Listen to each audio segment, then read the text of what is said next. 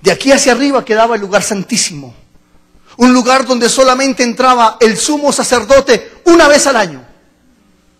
Una vez al año.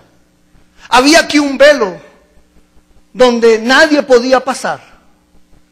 Aquí quedaba el lugar santo y afuera quedaba el lugar santísimo.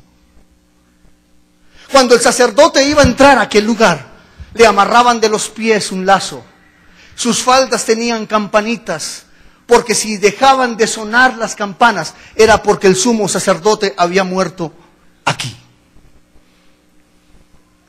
Aquel día cuando Cristo murió, escúchelo, este velo que dividía, que excluía, que separaba, aquel velo se rasgó. Y aquel velo, cuando se rompió, evidenció tres grandes verdades.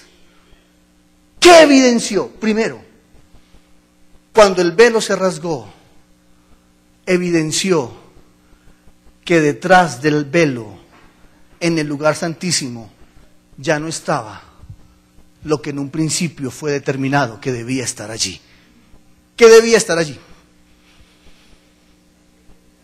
Había un utensilio de madera llamada el Arca del Pacto, que tenía en sus tapas dos ángeles. Dentro de esta caja dice que habían tres elementos: una vara que había sido cortada hace más de 1000 años y la vara seguía floreciendo, era la vara de Aarón.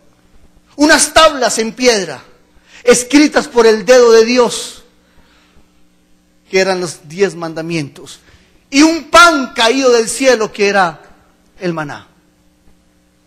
Cuando el velo se rasgó, todo el mundo descubrió que detrás del velo no estaba el arca.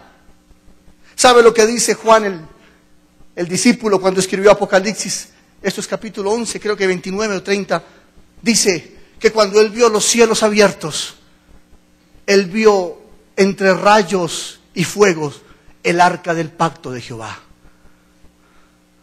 Por allá por los años 700 antes de Cristo, cuando Nabucodonosor invadió Israel y Jerusalén y destruyó el templo de Salomón, desde aquel entonces que el templo de Salomón se rompió, se destruyó, nunca se volvió a conocer del arca del pacto. Parece que el arca del pacto fue raptada por Dios y fue llevada. Hasta Steven Spielberg estaba buscando el arca del pacto, ¿se acuerdan? En Los Cazadores del Arca Perdida. No la encontraron. No la encontraron. Pero escúchelo, el arca del pacto fue llevada al cielo. La presencia de Dios fue llevada al cielo. Y la presencia de Dios se hizo hombre y caminó en la tierra como hombre y vivió entre nosotros. Y dijo Juan, y vimos nosotros su gloria. Aquí caminó. Aquí estuvo el Cristo.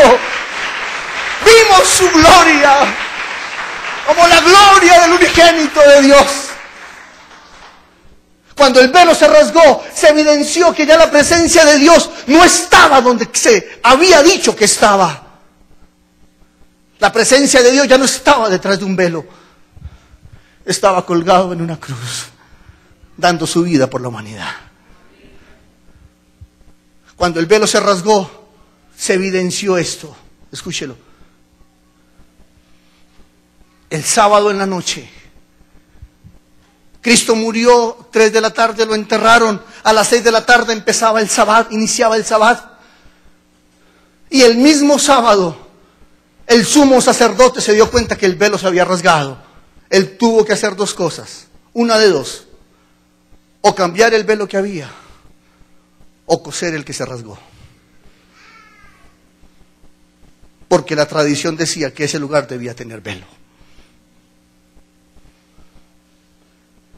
Y desde aquel día hasta el año 70 que el templo fue destruido, el pueblo de Israel vivió con un velo cosido que Cristo había rasgado, pero los sacerdotes cosieron nuevamente. Y lo tercero que evidenció aquel texto, a mí me apasiona, como dice Hebreos, dice que Cristo, por medio de su cuerpo y de su carne, rasgó el velo y que a través de él todos nosotros tenemos acceso al lugar santísimo, al lugar de la presencia de Dios. ¿Sabe lo que dice la palabra?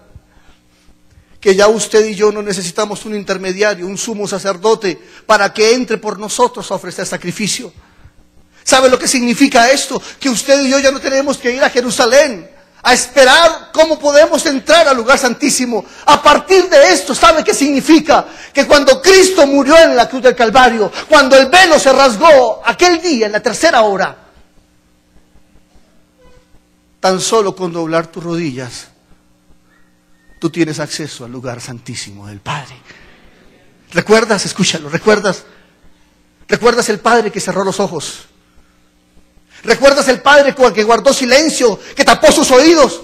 En este instante el Padre, ese mismo Padre, es el que se coloca en pie y abre la puerta para que todos aquellos que creen en Cristo puedan entrar a su propia morada y disfrutar de su presencia, porque es en el lugar santísimo donde suceden las cosas más extraordinarias de Dios.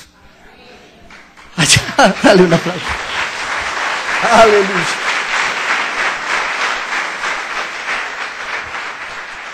Es en el lugar santísimo donde sucede lo que tú no entiendes y lo que yo no entiendo, donde las varas cortadas florecen, donde hay piedras escritas con el dedo de Dios, donde se come un pan que proviene del cielo. Es allí, en medio de la presencia de Dios, donde suceden cosas extraordinarias. Y esto sucedió aquel día, en medio de las 3 horas que estremecieron los cielos y la tierra. Hermanos, no fue cualquier muerte. Fue la muerte que nos llevó del sepulcro a la vida. No fue cualquier muerte. Fue la muerte que nos llevó de las tinieblas a la luz. No fue cualquier muerte. Fue la muerte que nos llevó de ser pecadores a convertirnos en hijos. No fue cualquier muerte. Fue la muerte que nos sacó de una religión fría, tradicional y muerta, a adentrarnos en la viva experiencia de conocer y disfrutar la presencia de Dios. Hermanos, bastaron 3 horas, no solamente para estremecer los cielos y la tierra, sino para que tu vida y la mía fueran completamente diferentes. Por eso yo lo alabo. Por eso yo lo amo. Porque Él murió sin merecerlo, solamente por amor. Y produjo para nosotros los más grandes beneficios a los cuales usted y yo tenemos derecho a disfrutar y acceder por medio de su sacrificio.